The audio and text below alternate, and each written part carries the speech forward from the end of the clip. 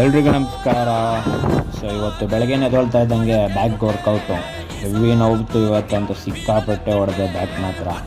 So ಆಮೇಲೆ ಮನೆಯಿಂದ ಆಚೆ ಬರ್ತಾ ಇದ್ದಂಗೆ ತಂಪು ಗಾಳಿ ಬೀಸ್ತಾ ಇತ್ತು. ಯಾಕೆ ಕೇಳ್ತೀರಾ, ವರ್ಕೌಟ್ ಆದಮೇಲೆ ಆ ಬಿಸಿ ಸೆಕೆ ಎತ್ಕೊಂಡು ಆಚೆ ಬಂದರೆ ಏನೋ ಒಂಥರ ಫುಲ್ಲು ಮೈಯಲ್ಲಿ ಒಂಥರ ರೀಸೆಟ್ಟು. ಆಮೇಲೆ ನಮ್ಮ ರಾಬರ್ಟ್ನ ಅಲೆಕ್ಸ್ನ ವಾಕಿಂಗ್ ಇಟ್ಕೊಂಡು ಹೋದೆ. ವಾಕಿಂಗಿಂದ ಬರ್ತಾ ಇದ್ದಂಗೆ ನಮ್ಮ ಅಣ್ಣ ಹಸುದು ಕೆಸ್ಲೆಲ್ಲ ತುಳಿದು ಬೈಯಲ್ಲಿ ನಿಂತ್ತಾ ಇದ್ದ. ಸೊ ಹಾಗೆ ಹಾಲು ಕರಿನ ಅಂತ ಕೂತ್ಕೊಂಡು ಹಾಗೆ ಹಾಲು ಕರಿಬೇಕಾದ್ರೆ ಯೋಚನೆ ಮಾಡ್ತಾಯಿದ್ದೆ, ಇನ್ನೂ ಯಾಕೆ ನಾನು ಕಂಟೆಂಟಲ್ಲಿ ಯಾರಿಗೂ ಇಷ್ಟ ಆಗ್ತಾ ಇಲ್ವಾ, ಲೈಕ್ ಬರ್ತಾಯಿಲ್ಲ, ವ್ಯೂಸ್ ಬರ್ತಾಯಿಲ್ಲ ಅಂತ. ಬಟ್ ಇರಲಿ ಅಂದ್ಬಿಟ್ಟು ಅದೇ ಗುಂಗಲ್ಲಿ ಅಲ್ಲೂ ಜನ ಅಂತ ಹೋದೆ.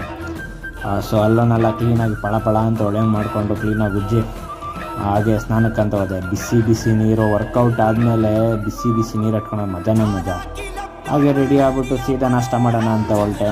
ಇವತ್ತು ನಾಷ್ಟ ಬಂದ್ಬಿಟ್ಟು ದೋಸೆ ಮತ್ತು ಆಲೂಗಡ್ಡೆ ಪಲ್ಯ ಚಟ್ನಿ ಸಖತ್ತಾಯಿತು. ನಮ್ಮ ಮನೆಯಲ್ಲಿ ಚಟ್ನಿ ಮಾತ್ರ ಹೆವಿ ಖಾರವಾಗಿರ್ತೈತೆ. ಸ್ವಲ್ಪ ಚಟ್ನಿ ಜಾಸ್ತಿ ಅದ್ಕೊಂಡು ತಿಂದ್ಬಿಟ್ರೆ ಬಾಯೇ ಸುಟ್ಟೋದಂಗೆ ಆತೈತೆ. ಹಾಗೆ ಕಾಲೇಜ್ ಕಡೆ ಹೊರಟೆ. ಇವತ್ತು ಬೆಳಗ್ಗೆನೇ ಮಾಡ ಇತ್ತು, ಎಲ್ಲೋ ಮಳೆ ಬರೋಂಗೆ ಕಾಣಿಸ್ತಾ ಇತ್ತು. ನಾನು ಬೇಗ ಕಾಲೇಜ್ ಹತ್ರಕ್ಕೆ ಹೋಗ್ಬಿಟ್ರೆ ಸಾಕಪ್ಪ ಅಂದ್ಕೊಂಡು ಕಾಲೇಜ್ ಕಡೆ ಹೊರಟೆ. ಸೊ ಕಾಲೇಜಿಗೆ ನೋಡಿ ಈ ಥರ ಒಂದು ಮಾಸ್ ಎಂಟ್ರಿ ಕೊಟ್ಟೆ.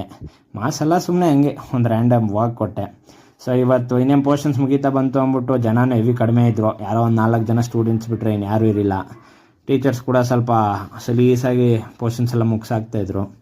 ಹಾಗೆ ಬರಬೇಕಾದ್ರೆ ನಮ್ಮ ಅಜ್ಜಿ ಮನೆಗೆ ಹೋಗಿದ್ದೆ ಇವತ್ತು. ಅಲ್ಲಿ ಅನ್ನ, ಸೊಪ್ಪು ಸಾರು ಮತ್ತು ಮಜ್ಜಿಗೆ. ನೋಡಿ ನಮ್ಮ ಅಜ್ಜಿ ಗುಂಡಮ್ಮ. ಸೊ ನಮ್ಮ ಅಜ್ಜಿ ಜೊತೆ ಎಲ್ಲ ಮಾತಾಡ್ಕೊಂಡು ಅಳತೆ ಹೊಡ್ಕೊಂಡು ಹಾಗೆ ನಮ್ಮ ಮಗನ ಜೊತೆ ನಾವು ಮಾತಾಡ್ಕೊಂಡಿದ್ದೆ. Okay bye.